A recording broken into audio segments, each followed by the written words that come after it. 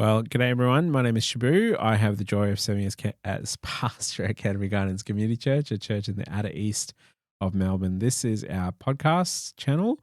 Thanks for listening in, particularly Mum. Thanks for downloading all those podcasts on our behalf and keeping the numbers up. I have the great privilege today to sit with a friend and also I would call her Dr. Sarah Morris. Mm-hmm. Hi, Sarah. How are you? I'm well. Not a medical doctor, but yeah. I I still get to use the title, but clinical psychologist comes at the end of it. There you go. Yes, and that's what I was going to say. I've got a headache. I was wondering if I could talk to you about that, but no, can't help you. Okay. I've gotten to know Sarah and her husband Chris many years ago. We met, and then over the seasons of life and things, reconnecting again. For those of people who are listening in, Sarah, tell us a little bit about yourself. Who are you? Tell us a bit about yourself. About myself. Oh, yeah. So I'm married to Chris, as you said. I've got 3 kids, awesome boys that are in high school. And, we met when we were doing ministry work together. And then after that time, I then went back to university and studied psychology. It's a bit of a process. But, 7 years later, got to graduate as a psychologist, and I'm currently working in private practice. I've got a small private practice in Ringwood in Melbourne's East called Solid Rock Psychology. Why psychology? Like, what was it about it that made you kind of go? Yeah. I'd been involved in ministry, and I saw that even when people might be having spiritual maturity, a close relationship with God, that there's challenges that can still exist in terms of mental health and emotional health and well-being relation. And so I realized really across my whole life, I've always been interested in how humans work and how, what kinds of things help humans work better. And I was interested in being able to go into something like counselling or psychology. I think the reason why I ended up choosing psychology, I'm really passionate about evidence. I'm passionate about, I think when science is done well, we get to really see how God made the world and, what works. So I was really taken with the idea of psychology, which purports to be a scientific endeavour of really trying to understand how humans work and how to help them work better. Okay. And you mentioned a little bit earlier about your Christian faith or being in ministry and how the intersection of faith and obviously your work. Tell us a little bit about that. How did you become a follower of Jesus? Was that a moment? Was it a journey? Mum and Dad, I grew up knowing about Jesus. Mum and Dad both Christians and sort of had a bit of a renewal in their own faith when they were, young, vibrant folk in Alice Springs, which was a cool kind of place to grow up, And so I grew up with some great models of people who were really putting God first and really caring about the people around them. I think that there was I do actually have a recollection of being at Mount Tambourine Presbyterian Church, and there was a great, Sunday school teacher, and I remember one night just praying, Lord, I want you to be the boss. Please be the boss of me. And so there was like a little moment, I think I was about 5 years old or something, but I think God, he has had his hand in all of this. Okay. So it's been, awesome walking with him and I guess progressively growing in my own faith and thinking about what that looks like. Okay. So obviously fast forwarding, we're moving fast. So 5 years to now. 5 years. 40 years later. Yep. Obviously that's shaped in the way that you see the practice that you run and the field that you're in. Now we're about to go into a discussion about different things to do with autisms. Shows how much I know. Autism, ADHD, all those kind of things. So if you're listening in, this is not like a moment to tell you this is what you must do. No. All right. This is just Sarah sharing her experience and those kind of things. It's not to be taken as medical. Yeah, absolutely. So everything I'm going to share is just really general advice and really general knowledge. And if you are needing extra support, I would really encourage you, go see your GP and sort of say, I think it could be helpful if I saw somebody And I'd encourage you to see like a professional who can be helping you with your personal experience. Yeah. That's good. So we put that in. We'll put it in the show notes as well. So tell us a little bit about your speciality. What made you kind of go into the field that you're in? Psychology, it's a big thing. Yeah. So you obviously narrowed into a particular area? Yeah, that sort of has happened over time. So when I was doing my doctorate, so we do sort of like the equivalent of a bachelor's and then an honours year, and then you can do like a master's or a doctorate. And in my doctorate, I had to choose an area of research, and I chose studying in the field of ADHD. There were sort of two reasons for that. One, I knew there was a really good supervisor, but the other one was, I really want to understand my family and my dad. So we all sort of knew Dad was an ADHD the whole way through. Okay. He was a marvellous GP, who was just a bit quirky and marched the beat of his own drum. Man, I really loved and admired. But yeah, it was sort of like, let me study ADHD and then I'll be able to sort of understand my own background. Yeah. The interesting thing was in the course of that study, it became clearer and clearer like, oh, wait, this really resonates for me too. So I'm quite public about the fact that I'm also an ADHDer. Okay. And that was kind of, useful to learn about and figure out in the course of researching it. And then when I had graduated and I started to work as a psychologist, I realised, my passion really is therapy. Like my passion is just helping people who are feeling a bit stuck to be able to sort of move forward. There are, part of being a psychologist is that you can, sort of become a bit, have a bit of expertise in maybe diagnosis or assessment. But really my passion is let's help somebody just move from one place to the next. Yeah. So you mentioned a term there. Now, I feel like, it shows probably my age, this term of ADHD, on the spectrum, these kind of terms, it feels like it's become known much more. Yeah. Yep. I think COVID had a bit to do with that. Do you think so? Okay. But also, so there's a few things. It feels a little bit like buzzwords right now, like, this is everyone's getting on the bandwagon or something. But maybe let's just put this into context. If we had wound the clock back, say 15 years, and we were looking at Australian adults, in terms of how prevalent ADHD was, so that means like how much ADHD there really actually truly is in the community. And then we looked at how many people actually had a diagnosis. Back then, we would have seen that out of 10 adults who had ADHD, only one had a diagnosis. Okay. You had 9 adults, walking around not having any clue that they had ADHD. So if we wound the clock back just really a decade or so, ADHD was underdiagnosed. So lots of people having lots of struggles because they have ADHD, but not knowing that that is the fact. And that makes life pretty tricky. And so I think COVID was a bit of a speed up in terms of, for some people, I think realising, oh, gee, I love being able to work from home. And other people going, oh, dear, like this is really hard. Also noticing that their kids found it really hard and then finding out that their kids might have ADHD or are autistic. And then, the thing is about both of these experiences is that it's actually very genetic.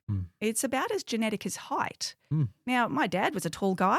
Oh, I'm a short guy. So you're a short guy? Yeah. Well, my dad was a tall guy and it turns out I'm a pretty tall lady. It doesn't mean I'm definitely, but my dad had ADHD. I also have ADHD. So it's sort of similar. It doesn't mean that just because mum or dad or your kid has ADHD, but if you do have a first degree relative, then it is likely that, you've got a much higher chance of also having ADHD. And similar things for autism as well. So we're using terms and maybe people can Google while we're talking, but what is ADHD or maybe neurodiverse, diverse? Okay. Yeah. Correct me if I'm wrong, please. That's right. So we can say neurodiversity. Yes. Really, let's think about what we're saying there. We're saying neurodiversity. So diversity is just talking about how there's, if we think about the spectrum of society, God has actually created height diversity. Some people are pretty short, some people are pretty tall, most people are somewhere in the middle. And the thing is, it actually is advantageous, to have that diversity. Got to have somebody who can reach up to the high shelves, and got to have somebody who can, Amen. who doesn't mind the airplane seats that are, don't have enough legroom. And thinking about that diversity, I guess we can also learn something about disability, because if you put a really tall person onto a budget airline, they're going to experience some disability. The airline wasn't really well designed for them. The seats don't have enough legroom. And similarly, with neurodiversity, I believe that in God's goodness, He has created diversity in how we are. The word neurodiversity has probably been defined in different kinds of ways. Some people have a really broad definition, and they include all sorts of things under that umbrella. I think it's probably a little bit more useful to think about it more as when there is a neurodevelopmental difference. So, for example, autism and ADHD are not something that suddenly happens to you when you're 20, and it's also not something that is like ultimately changeable. It's actually part of your makeup. Yeah. And in that regard, I think that actually thinking about neurodevelopmental differences is a more apt kind of definition of neurodiversity. So somebody might be neurodivergent, meaning, they're autistic, or they're an ADHDer, or they're an ADHDer. Wow. Okay. Nice little combo. Yeah. Is that okay? So there's all these different terms and definitions for the purpose of helping. Yeah. Coming back to that, with these different definitions, one of the things I've been reflecting on is coming from a Christian worldview as a pastor in a church. What is there a biblical lens over this from your perspective, and particularly as a follower of Jesus? Absolutely. I think there is.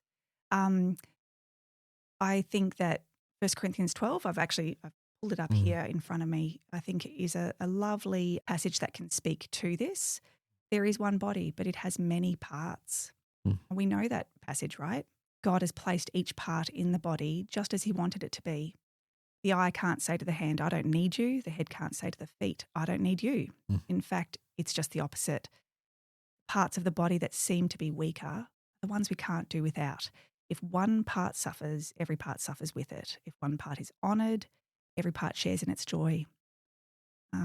You are the body of Christ. Each one of you is part of it. So I think that's a great verse about just that there is, like, we all serve in different ways, and we bring different strengths and challenges. And in fact, we can really experience more of, I think, the outworking of God's love by actually being a broad community.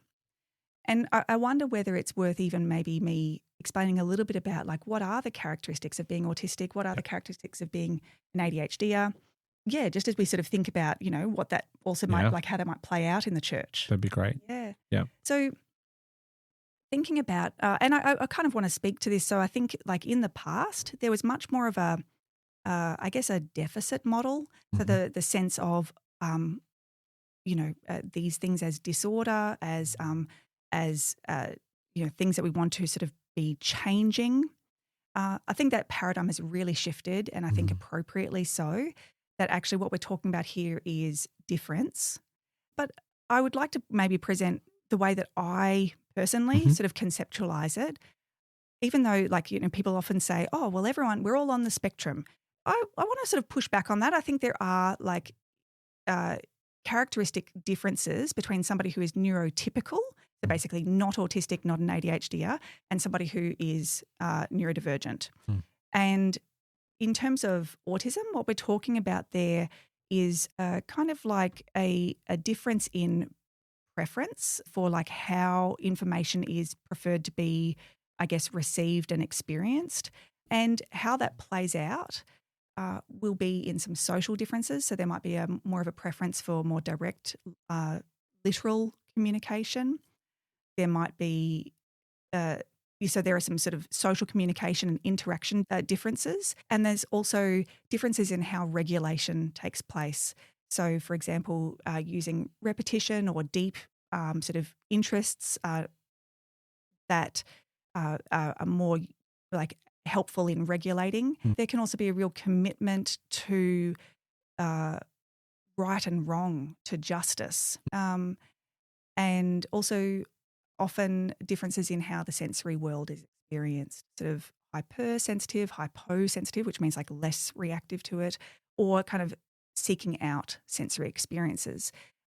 The word idiosyncratic, I think, is a really useful one because it's not, it just means unique to you kind of thing. So kind of different from the larger group, but unique to them.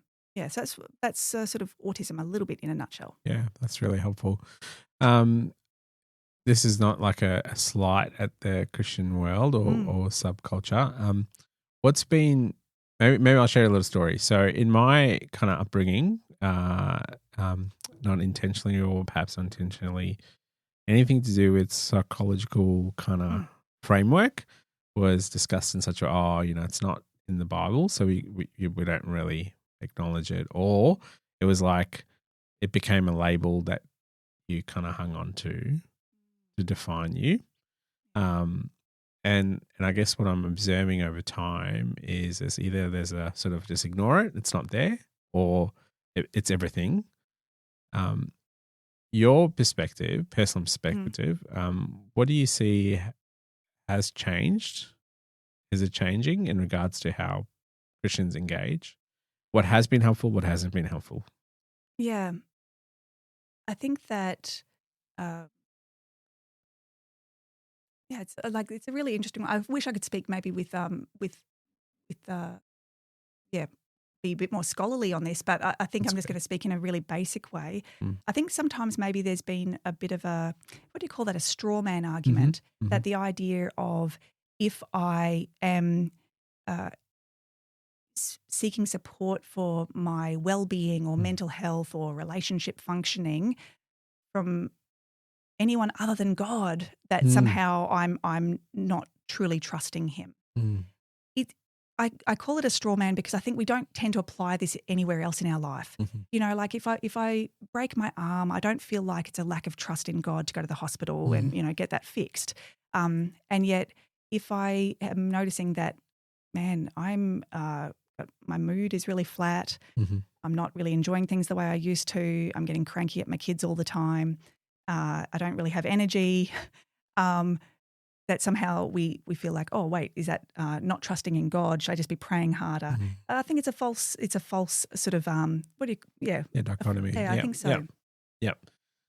Not that the work in psychology is like for like with sort of medical work. Yep. I think it is. There is a bit more grey and different things like that. But I think that when Christians have recognised that, I don't know, there's value in actually seeking support from people around us, and actually that God can use his body, and even through common grace. I mean, actually, it doesn't need to necessarily be a Christian psychologist, like a good psychologist who's able to sort of stay in their ethical framework, which means honouring their client's worldview and actually seeing the strengths and actually using those strengths. I mean, that could be a real aid. Yeah. That's great. Yeah. I was thinking we didn't get back to, let me do a quick about what ADHD is. Yeah, that'd be good. Yep. All right. So ADHD, so kind of like autism, we sort of see there's a difference in sort of preferences and in terms of information, and probably in particular social information. So often you will see differences in sort of the back forth reciprocity, we call it, nonverbal communication, and being able to sort of initiate and maintain relationships. I think one thing to say about that is that, like, I also see, so you've got people who aren't autistic, and then you've got people who are autistic, and then people who are autistic, they might actually be functioning really well. In other words, they're in an environment that really is encouraging to them, really accepting. They feel like they've got a lot of meaning. They've got great people around them. There's no disorder, right? But for a diagnosis of autism spectrum disorder, it would mean that there is actually an impact on functioning, that these differences, these autistic differences, are now actually snowballing into some difficulties for them. And yeah, and that's where, that idea of disorder is not so much about being autistic. It's actually about when things are actually maybe the match of the person with the environment or not having enough resources is actually then causing problems. I'm going to say in my experience, for a lot of adults who are autistic but didn't know this of themselves, sometimes there can be real challenges because they have just thought, what's wrong with me? Which then snowballs into maybe some anxiety is showing up, maybe some depression is showing up, maybe some other kinds of difficulties are showing up. But really, this is just an autistic person who doesn't know they're autistic. So sometimes it can be really liberating to actually discover, actually, I'm the way God created me. I'm autistic. Like these are my sort of differences. And I will speak about the ADHD thing. Here's my brain sort of going all over the place. Okay. But I want to then speak to some of the strengths that we see in the church, but then also some of the challenges that can come up. Good. All right. So quick little overview of ADHD. ADHD, it develops in it's sort of evident in childhood, and here we've got differences in regulation. In particular, regulation of attention. So being able to keep our attention, sustain our attention on boring stuff, or being able to regulate out of hyperfocus of something that's super interesting and exciting. So that regulation of attention, regulation of movement. So that might be that hyperactivity, regulation of even how busy the mind can be, and regulation of action. So that's that impulsivity piece. And with ADHD, you can have it can present as sort of combined presentation where you've got both inattention and hyperactivity and impulsivity, or it can be predominantly inattentive presentation.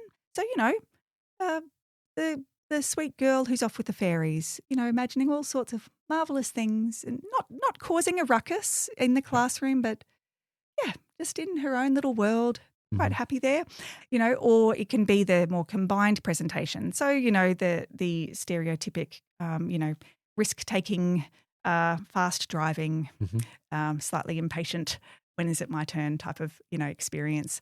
And I guess it can be sometimes harder to pick up when people have had a more stereotyped vision of what ADHD is. It's just the naughty boy. Yeah.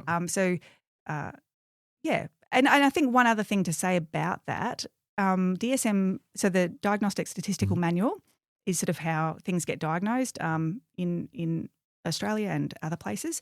And in the most recent DSM, from DSM-5, ADHD was redefined slightly, where it was talking about when these sort of experiences get in the way of, they interfere with functioning or they reduce quality of life. That language was quite different to the one before, which was that there was impairment.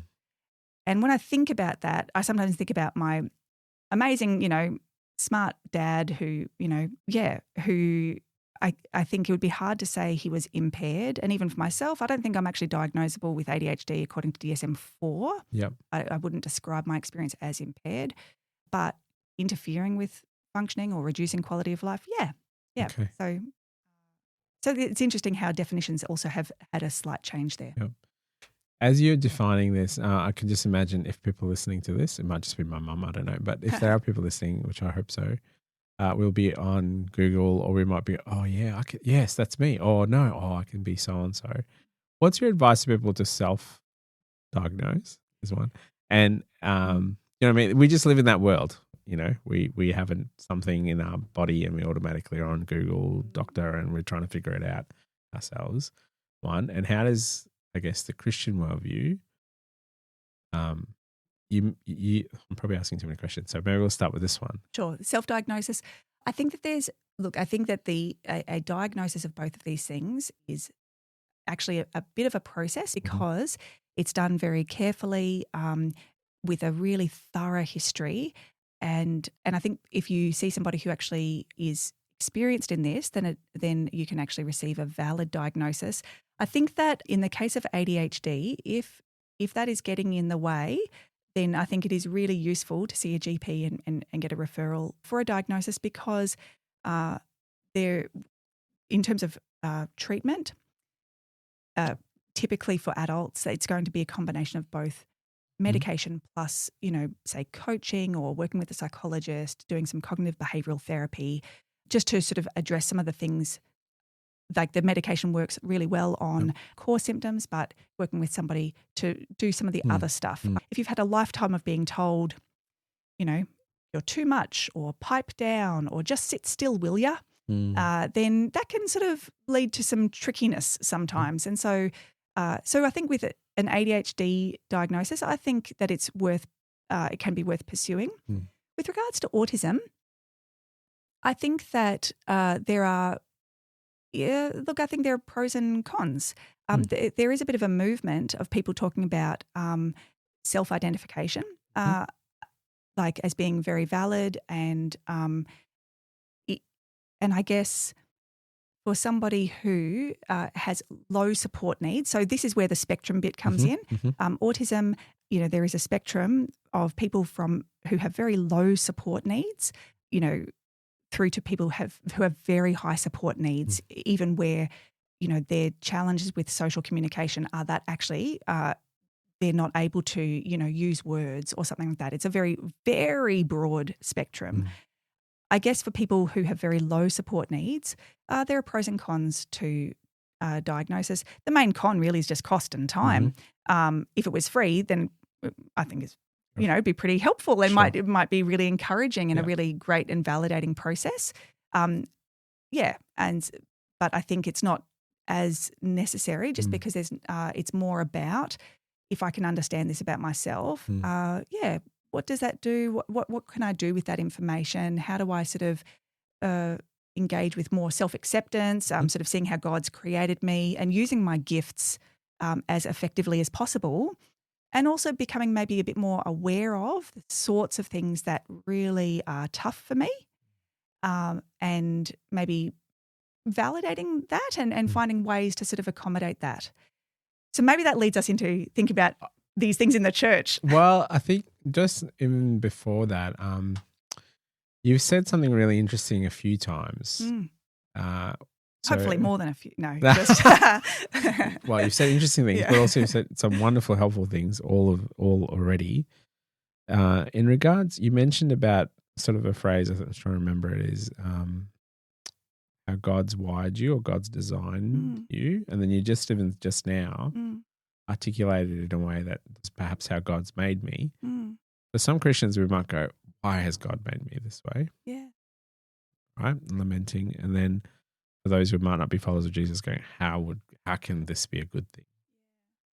I guess what's been your reflection, whether if it's a personal one, just personally, how is God involved in this? And I think that because I think that when I look at my own experience, but also seeing the experience of people that I've worked with, I think that, well, here's the thing. I don't think we would have put men on the moon if we did not have wonderfully autistic people in this world who love detail, have an orientation towards, enjoying a deep interest in mechanical things and figuring stuff out and doing what nobody else has come up with because of the depth of that interest.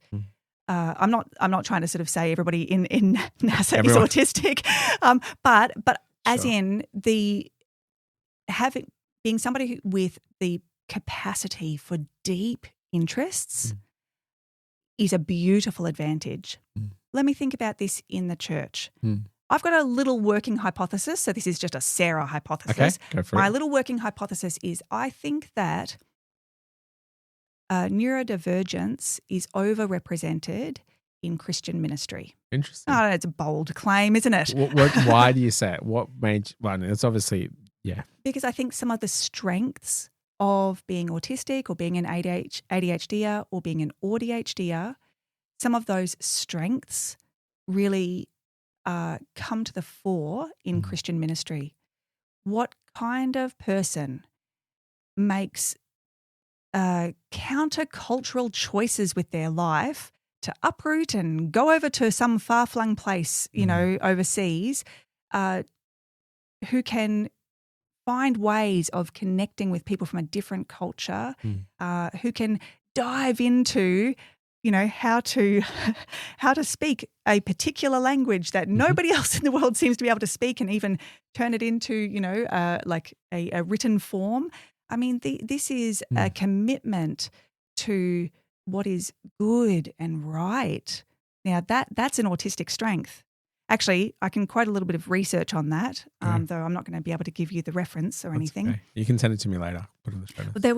There was a study that was done that was talking about, it was looking at the differences between a group of autistic people and non-autistic people, so neurotypical people, and it was to do with giving money or giving a donation or something to charity.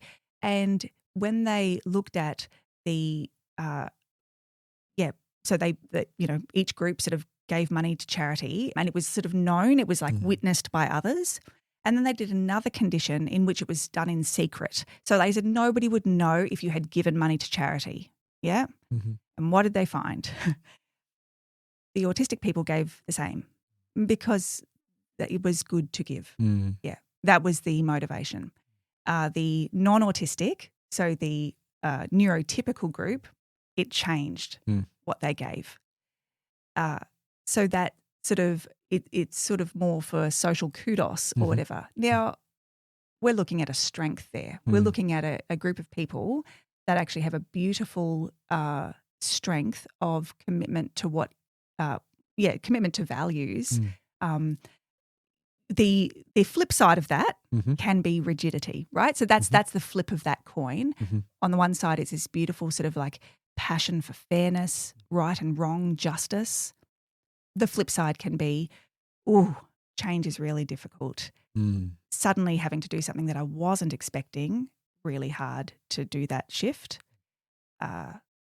Being able to sort of hear that somebody else is thinking differently to me on this, sometimes, those kinds of things can be tricky. Yeah.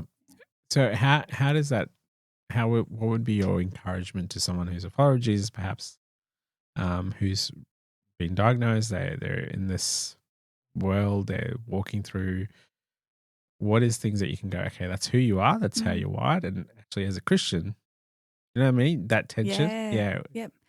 I love to think about, so I mean, as a psychologist, my framework for thinking about things is really like, how is something functioning? So, and let me then marry, like, so as in, is this functioning to like help me live a rich, full and meaningful life? Or is this particular action functioning to kind of just help me, get me away from the tricky stuff, right? Yep. And if I marry that with like my, my faith is to say, hey, does this thing right now here help me serve God? Is this particular, how is this in the service of, our awesome King, or is this actually getting in the way of me loving others? So when I think about, that passion for, doing the right thing, actually there's going to be lots of opportunities for an autistic person to really live that out and fight for justice and, care for people that are, the widows and the, those in prison and, that real passion for that.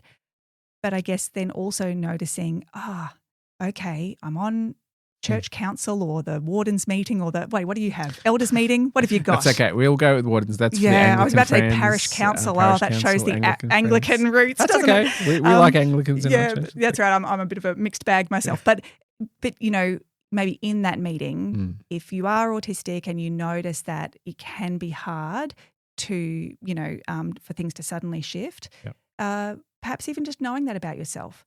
Oh, wait, I feel like I need to fight my cause and I've got a real strength of feeling about this because I'm pretty sure I'm right. Oh, wait, is this actually more about me being right, or is this actually that, maybe this is, that autistic characteristic of being quite black and white, and maybe is there a grey that is harder for me to see right now? So it's sort of actually kind of just bringing a little bit of that, okay, what does it look like for me to love this person, even though my body is telling me this is black and white? Mm-hmm. I wonder whether there might be just a little bit of grey here or a little bit that I need to listen to here. Yeah. So then that probably the next question that comes to mind straight away for me is, how does the gospel of Jesus shape this in your mind?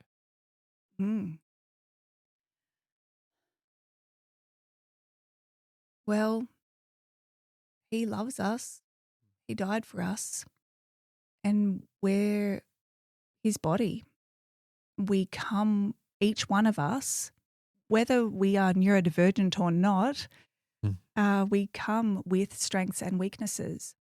And I think the other thing about that is, if we're not neurodivergent, if we're neurotypical, then we're in that majority, and it would be easy to dismiss. It would be easy to, and I mean, we see this in the school ground really easily. We see it on TV, where, okay, we all know what the cool kids are like, right? What does it look like for us to actually follow a different way of doing community as God's people, where it's not about the cool kids? It's actually, oh yeah, there's that person that God made, who's a little bit different from me, kind of, has got these strengths, these weaknesses, and what does it look like for me to love them? And they're thinking the same thing. What does it look like for me to love that one? Yep. Yeah. So, yeah. Little thought. That's great. Beautiful. You nearly made me tear up, actually. So, because I think it just reminds me of the beauty and the who Jesus is. Right? He first sees them as people, not by the label, and approaches them whoever they are. And I think he does that with us right now. Is there things that perhaps in a church community in some way can grow? If there was a top 3 tips of Sarah, is there such a thing? I know it's probably broad. So how can each one of us grow in loving those in neurodivergent? Yeah. I think it is really powerful to be able to understand a little bit. I think so often, and look, actually, like I am speaking to myself here, we use our own frame of reference for trying to understand how others must be going. So I'm not autistic, and I think that sometimes when I have had people in my life who are autistic, who I love, sometimes I've been known to misread their intentions, because, as an example, I might communicate something that isn't actually very direct, and I'm not speaking direct and clearly, and I'm sort of like, yeah, well, you should be able to pick that up, Shebu, just because well, that looks like some nice juice. Now, what I'm meaning is, could I have some? But maybe my autistic friend here is like, yeah, it is nice juice, right? Like, because I haven't actually asked for what I needed. Now, I could turn around and basically think, oh, that friend, they are really selfish. They only think about themselves. They didn't even offer me any juice. But being able to understand and use our imagination to really think about how somebody else might be, experiencing the world, can be really powerful. To realise, oh, actually, that isn't selfishness. That's just that they didn't know that they were being asked. Because actually, I didn't actually ask them. Like, maybe if I'm more direct, I might actually be able to get my needs met, and also they might feel the blessing of being able to provide those needs because they actually really want to. Similarly, thinking about, different church communities, and even like how certain strengths in being autistic or an ADHD might be really valued in some church communities and really dismissed in others. Like, I'm thinking about, like I go to an Anglican church and there's a really set structure and we know what time we're starting and finishing, right? And I'm just thinking that actually would be a real blessing for somebody who loves predictability. Yeah. And if I went to a different kind of, but mind you, if you're on prayers, you make sure that you've prepared them and you've written them out ahead of time. Oh dear, that's really hard. Like I've been known to forget that I was on certain certain jobs and sort of pulling it off the cuff. Now, if I went to a different kind of church, being off the cuff, I mean, heavens, they might even say, "Wow, she's really led by the Spirit." Haha, I'm being a tease there. But it might be really glorified that, oh wow, there's that person who just sort of says what they think. And in a different church context, that might be really frowned upon. But noticing that actually these might actually just be differences of the person, even like how still can you sit, can be quite hard for an ADHDer, especially little wriggly kids to have to sit through really long services. And sermons. Oh, heavens, yeah. So, what does it look like to make this more accessible? Is there room in our church community to just make a little bit of like flexibility for difference? Yeah. I think you asked me for 3 top tips and I don't know what I just did. You gave me it was like a paragraph response. That's okay. And you didn't go 1, 2, 3, that's fine. But I think it reminds me of that passage that you read earlier about the different parts of the body, right? And the different parts of the body are working and actually focused on centered around Jesus. We are actually going to be hopefully looking to encourage one another, love one another as God's designed us. Yeah, absolutely. And I think it's really useful to sort of understand something about these diagnoses or something about these differences. But we are more than that, right? And also sin is sin. Selfishness is selfishness. Yeah. And we all wrestle with that stuff. Yeah. So like that understanding, that real acceptance, that thinking the best of the other, but then also, actually nurturing them and helping them to be all that God made them to be, and letting people do that to us too, I think is part of, what we can do to shape one another and encourage each other in our love for God and love for each other. Awesome. Sarah, did you have anything else to add before we sort of wrap up our time together? Because I could keep chatting to you for ages even if the microphone wasn't on. So I enjoy it too, Shebu. I guess just that, one body, many parts. That's great. Would you mind praying for us as we close up? Yeah, I'd love to. Lord, I thank you so much for this chance to connect with Shebu and I guess, to people that are going to listen to this podcast. Lord, my prayer is that you would use this little time as an encouragement.